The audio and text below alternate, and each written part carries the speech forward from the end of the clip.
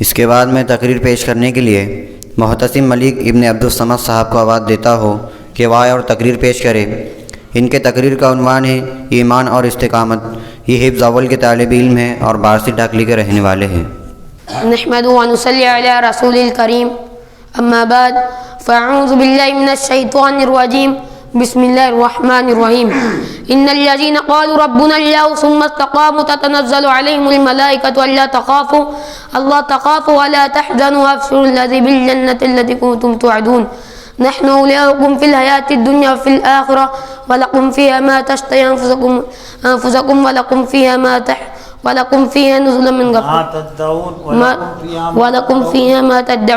من غفور رحیم۔ محترم سامعین اکرام اور میرے دینی بھائی اور دوست اور استاد اکرام، آج کی اس انجمن میں میری تقریر کا عنوان ایمان اور استقامت۔ جن لوگوں نے کہا کہ اللہ ہمارا رب ہے اور پھر وہ اس پر ثابت قدم رہے، یقیناً ان پہ فرشتے نازل ہوتے ہیں اور ان سے کہتے ہیں کہ نہ ڈرو اور نہ غم کرو اور خوش ہو جاؤ اس جنت کی بشارت سے جس کا تم وعدہ کیے گئے۔ ہم اس دنیا کی زندگی بھی تمہارے ساتھی ہے اور آخرت میں بھی، وہاں جو کچھ تم چاہو گے تمہیں ملے گا اور ہر چیز جس کی تم تمنا کریں گے تمہاری ہوں گی۔ یہی سامان ضیافت اس ہستی کی طرف سے جو غفور الرحیم ہے۔ حضرت سفیان بن عبداللہ ثقفی نے جناب رسول کریم صلی اللہ علیہ وسلم سے عرض کیا کہ مجھے کوئی ایسی بات ملے مجھے آپ کے پاس کس سے پوچھنا پڑے۔ آپ نے فرمایا قل آمنت باللہ ثم استقیم، کہو کہ میں اللہ پر ایمان لایا ہوں پھر اس پر جم جاؤں۔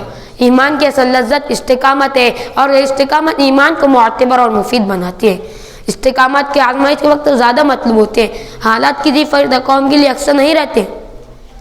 اہل ایمان بھی اچھے و خراب دن آتے ہیں، بلکہ اہل ایمان کی آزمائش دوسروں کے مقابلے میں زیادہ ہوتی ہے۔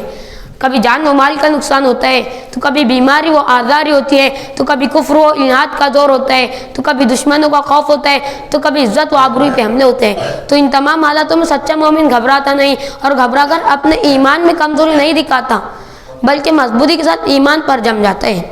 جس طرح آندھی اور طوفان اور ہواؤں میں انسان اپنی چادر کو چھوڑتا نہیں بلکہ مضبوطی کے ساتھ پکڑ لیتا ہے اور اپنے جسم پر لپٹ لیتا ہے، اس طرح مومن ناموافق حالت میں ایمان سے دستبردار نہیں ہو سکتا بلکہ مضبوطی کے ساتھ ایمان پر جم جاتا ہے۔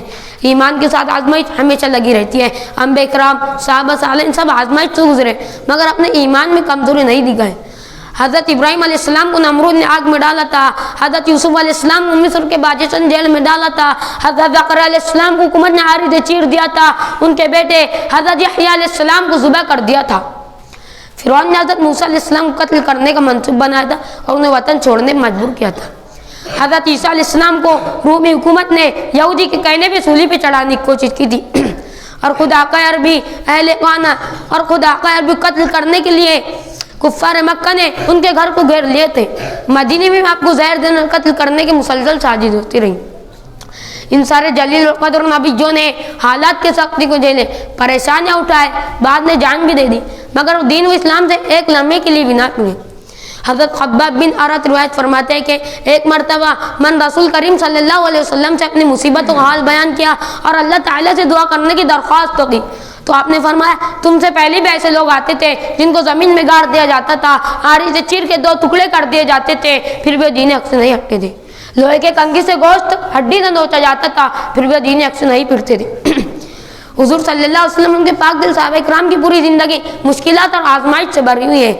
ایمانی کی خاطر حضرت سمیہ رضی اللہ تعالیٰ عنہ کو شہید کیا گیا، حضرت بلال حبشی کو چلچلاتی دھوپ میں تپتے پتھر پر لٹا کر ان کی کھال ادھڑی گئی، حضرت زید رومی کو اذیت کے جسم کو داغا گیا، حضرت خباب رضی اللہ تعالیٰ عنہ کو مار مار کر لہو لہان کر دیا گیا اور ان کو تیز دھوپ میں تپتے پتھر پر لٹا کر ان کی چربی تک پگھلا دی گئی اور حضور صلی اللہ علیہ وسلم اور اہل خانہ شعیب ابو طالب میں قید کر کے سوکھا چمڑا اور پتھر چبا کر جینے پہ مجبور کیا۔ اہل ایمان کے ساتھ ظلم و دستبری وریت کی ایک لمبی داستان ہے جب کس نے وحدہ لا شریک کا کلمہ بلند کیا اس سخت مصیبتوں کو سامنا کرنا پڑا۔ بقول علامہ اقبال چمی گویم مسلمانم بلرزم کہ دانم مشکلات لا الہ الا اللہ کہ جب لا الہ الا اللہ لا الہ را کہ جب میں کہتا ہوں مسلمان ہوں تو کہاں ہو جاتا ہوں کیونکہ لا الہ الا اللہ کلمہ پڑھنے کے بعد جو مشکلات آتے ہیں میں ان سے باخبر ہوں۔ اللہ تعالیٰ نے قرآن مجید میں ارشاد فرمایا ام حسبتم ان تدخلوا الجنة ولما يأتكم مثل الذين خلوا من قبلكم مستهم البأساء والضراء وزلزلوا حتى يقول الرسول والذين آمنوا معه متى نصر الله ألا إن نصر الله قریب. پھر کیا تم لوگوں نے یہی سمجھا کہ تم لوگوں کو یوں ہی جنت میں داخلہ مل جائے گا؟ حالانکہ ابھی تم پر وہ سب کچھ نہیں گزرے جو تم سے پہلے ایمان والوں پر گزر چکے. ان پر سختیاں گزرے، مصیبتیں آئے، ہلا مارے گئے، حتیٰ کہ وقت کا رسول اور اہل ایمان چیخ اٹھے کہ اللہ کی مدد کب آئیں گی. اس وقت انہیں تسلی دی گئی کہ ہاں اللہ کی مدد قریب ہے. یہ سنت الہی ہے. تاریخ بھی اس پر گواہ کہ اگر اہل ایمان استقامت و عزیمت کا مظاہرہ نہ کری ہوتی اور اگر اللہ کی مدد نہ آئی ہوتی تو بدر کے میدان میں مٹھی بھر مسلمان کبھی کامیاب نہ ہوتے اور آج ہمارے دلوں اور گھروں میں ایمان کی روشنی نہیں ہوتی.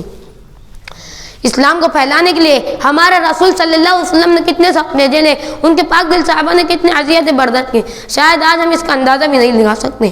ہمیں اسلام وراثت میں ملا ہے، ہمیں ایمان کی خاطر کوئی قربانی نہیں دینی پڑی، ہمیں ایمان کی خاطر کوئی قربانی دینی نہیں پڑی. اس لیے مسلمانوں پر ابتدائی آیت کے مظالم کو ہم ٹھیک سے سمجھ میں نہیں سکتے. مگر جب آپ سیرت رسول پڑھیں گے، صحابہ کی داستان حیات پڑھیں گے تو ابتدائی مسلمانوں کا عظمت کا اندازہ ہوگا. ایک واقعہ حضرت خبیب بن عدی کا سینے مدینے میں حضور پاک صلی اللہ علیہ وسلم کے پاس مزل وقار کے منافق آئے اور کہنے لگے کہ ہمارے قبیلے میں کچھ لوگ مسلمان ہوئے، ان کی تعلیم کے لیے کچھ معلمین بھیج دیجیے. حضور پاک صلی اللہ علیہ وسلم نے 6 صحابی کو ان کی تعلیم کے لیے روانہ کیا، جن میں حضرت خبیب بھی تھے. ان کی تعلیم کے لیے روانہ کیا. راستے میں ان لوگوں نے منصوبے کے تحت غداری کی اور قبیلہ حزیل کو آواز دی جو تلوار لے کر ان پہ پل پڑے. 3 صحابی کو شہید کر دیا اور 3 کو قید کر دیا. راستے میں انہوں نے 2 کو شہید کر دیا. حضرت خبیب کو مکہ لے کر قریش کے حوالے کر دیا. حضرت خبیب کو کفار مکہ نے مقام تنعیم کے پاس لے جا کر قتل کرنے کا پروگرام بنایا اور اسے ایک تماشے کی شکل دے دی. حضرت خبیب کا قتل کا تماشا دیکھنے کے لیے سردار قریش سفیان بن حرب اور صفوان بن امیہ اور نوجوان سعید بن عامر بھی آئے. حضرت خبیب کی مستی زنجیروں میں جھگڑے ہوئے تھے. مکہ کے مرد عورت بچے بوڑھے ڈھکلتے ان کی موت کے میدان میں لا رہے تھے. قاتل اور قتل کا تماشا دیکھنے والوں کے درمیان حضرت خبیب نے 2 رکعت نماز ادا کرنے خواہش کا اظہار کیا. اجازت ملنے پہ 2 رکعت نماز ادا کری. سر کٹانے سے پہلے سر جھکا کر اپنے ایمان کا ثبوت دیا. ان کفار مکہ نے ان کا قتل کرنے سے پہلے ان کی ناک کان کاٹنا شروع کیا. ان کا مسئلہ کیا ان کو تڑپا گیا اور نمک چھڑکنے کے لیے کہا. کیا پسند کرو گے تمہاری جگہ تمہارے رسول ہوتے اور تم کو چھوڑ دیا جاتا؟ حضرت خبیب کے اعضاء کٹ رہے تھے، خون بہا رہا تھا اور زبان پر یہ الفاظ تھا، واللہ مجھے گوار نہیں کہ میں سکون کے ساتھ اپنے گھر میں رہوں اور حضور کے پاؤں میں ایک کانٹا بھی چبھ جائے. یہ سنت ہے کہ کفار نے شور بلند کیا، مار ڈالو. جس وقت حضرت خبیب کے اعضاء کٹ رہے تھے انہوں نے چند اشعار کہے جن کا مطلب یہ ہے: اگر میں اسلام کی حالت میں قتل کیے جا رہا ہوں تو مجھے کوئی پرواہ نہیں.